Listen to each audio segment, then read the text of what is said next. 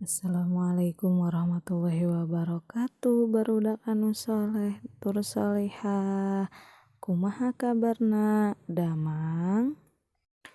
Mudah-mudahan orang sadaya aya dina kaayaan sehat walafiat. Amin ya Allah ya rabbal alamin. Sata acan diajar, hayu urang sami-sami ngadoa heula. Bismillahirrahmanirrahim. Rabbi zidni ilman warzuqni fahman birahmatika ya arhamar rahimin. Basa Sunda dinten ayeuna nyaeta pangajaran 7 tentang kadaharan tradisional atau pengajaran 7 tentang makanan tradisional. Materina nyaeta teks eksposisi atau bisa disebut oge karangan eksposisi. Nu kumahanya teks eksposisi teh? Karangan eksposisi nyaeta tulisan atawa karangan anu ngajentrekeun atawa ngarangkum hiji objek atau kajadian. Kumaha prosesna, tujuanana, pikeun ngajembarkeun pangaweruh hiji jalma, kumpulan jalma, atau organisasi.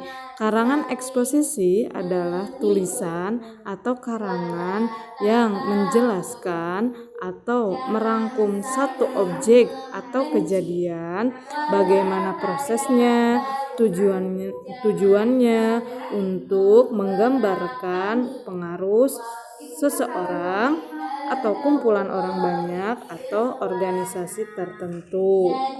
Contoh kalimah atau teks eksposisi aya di halaman 82 anu judulna Kalua Ciwidey. Materi salajengna nyaeta istilah kadaharan. Kadaharan dina kahirupan masyarakat Sunda teh meuni loba atau rea pisan.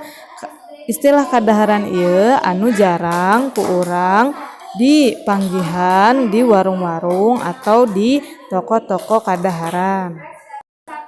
Istilah-istilah kadaharan diantarana bubur bodas, bubur kacang hejo, nyahonya bubur bodas sareng bubur kacang hejo kumaha bentukna, terus borondong.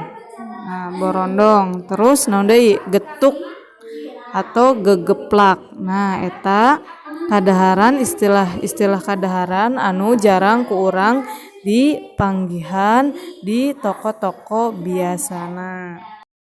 Nah, ieu gambar-gambar kadaharan nu ustazah tadi disebutkeun. Aya bubur bodas, aya bubur kacang hejo, berarti kacangna hejonya.